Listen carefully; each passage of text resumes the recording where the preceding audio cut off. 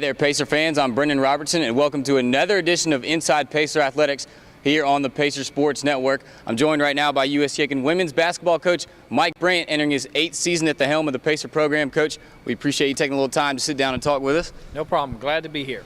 Now, there's a lot of excitement for the upcoming season, and that excitement is predicated on all the success that you've had over the last 3 or 4 seasons, especially here at the helm of the Pacer program. Won 20-plus games for 3 consecutive years, first time ever in school history, and that 20th win last year was also the 500th win for the program. You graduated 4 incredible seniors, and you made another run into the NCAA tournament. Reflect, if you can, just on the last couple of seasons, and especially those 4 seniors that you just graduated. Okay, well, those 4 seniors were an integral part of our program. From coming in as freshmen, we thought that it was going to be tough because we didn't go with any transfers. I think we had 7 or 8 freshmen that first year. 4 of them survived the 4 years, but we felt it was a good nucleus that they could develop into good basketball players, and they did. And so they were a huge part of the last 3 years of the 20-win season, and our challenge this year is we don't go to Disney, which gave us 3 extra games, and then, if you qualify for the NCAA tournament, if you do well in the conference tournament, you can get up to 20 wins, but it's getting tougher and tougher to get 20 wins, especially in our conference, and without the extra games, it'll be real tough this year, but we're going to see what we can do, and we've got a good nucleus of players in here, and we'll try to give it a charge. Now, speaking of that nucleus, you do return 2 starters from last year's team in Triana Harris, and then, of course, the local product, Kendra Chandler, out of Aiken High School. Kendra Chandler was picked for the preseason all-conference Peach Belt Conference team. Your team was picked to finish 6th. Now, we know preseason polls are what they are, they're preseason polls. But what do you expect from your team upcoming in the preseason? Well, I think, as you look at it, you always want to win the conference, and that's always your goal. I think if you look at the programs from top to bottom in the conference, I really think the top 6 teams, any of those could vie to win the championship. The others may be more of a surprise, if anything, but I do think those are 6 solid teams, and I felt we probably would be ranked about 5th or 6th in there at that time. But I do think that, we have the capability of making a run, and if we play well, we have a chance to win the conference. I like the players that we have coming in, and I like our team chemistry that we've had so far this year, and so I'm excited and look forward to the challenge of, staying in the top part of the conference. Now, you bring in some incredible freshmen, but you got some valuable minutes last year from some true freshmen, Tina Friedrich, Lindsay Sundberg. Talk about the growth and development of those players and how you may expect more from them this year, getting those valuable minutes to play with some experienced seniors last season.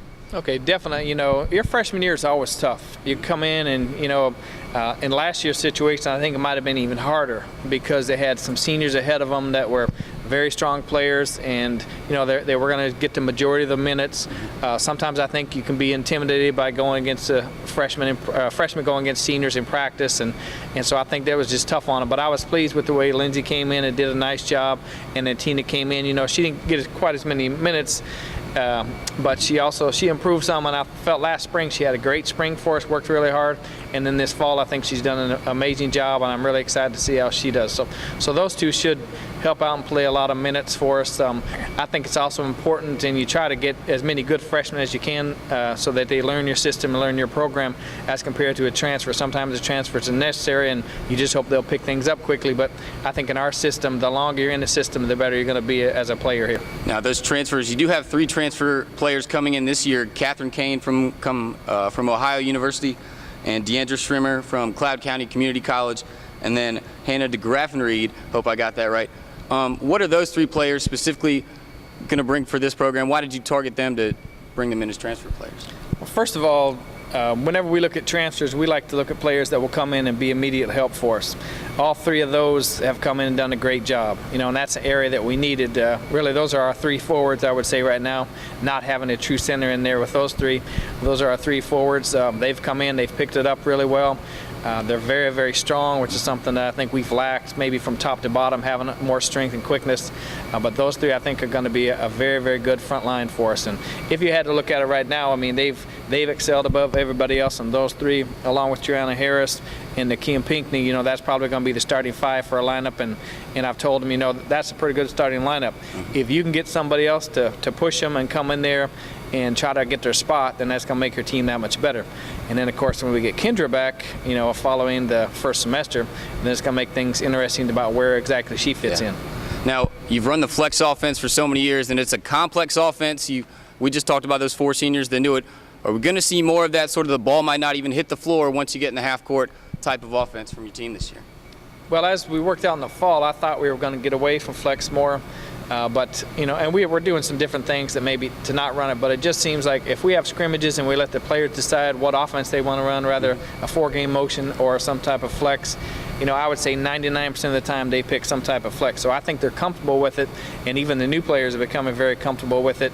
And I was surprised how, at first we ran it in practice early, and I said, we're not going to be able to run this. We just don't have the personnel. We have more penetrators and drivers. But the more we run it and the more comfortable they are, then the more impressed I am with it and being able to, they can still run the flex as good as some of the players we had in the late years past, but you add a little bit more quickness, a little bit more athletic ability, a little stronger, and I think on the other hand, it's making us we'll be more productive that way.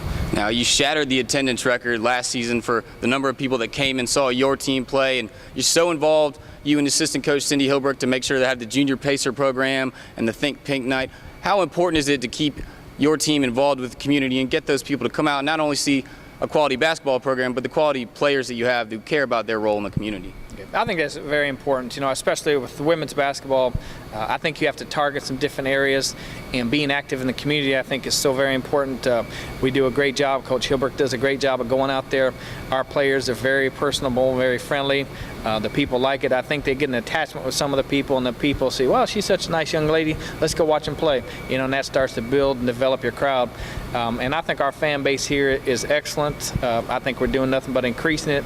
Obviously, winning helps, and exciting basketball playing helps. And so we've got that going in the right direction. And this year's team, I think, it's just the chemistry has been so good. And I think that they'll just be able to draw more and more people in here as they do the community engagements. Well, I know there are lots of people out there looking forward to. The Pacers are on the road for the first couple of games, traveling down to College of Charleston for an exhibition, then on the road to Anderson. You can catch them in 2 games at the Lady Jaguar Tip-Off Invitational over in Augusta, Georgia. The first home game, you can catch them November 30th, Monday night tip-off, set for 6 p.m. right here in the Convocation Center. For USC Aiken head coach Mike Brandt, I'm Brendan Robertson. We appreciate you tuning in to Inside Pacer Athletics. We'll catch you next time here on the Pacer Sports Network.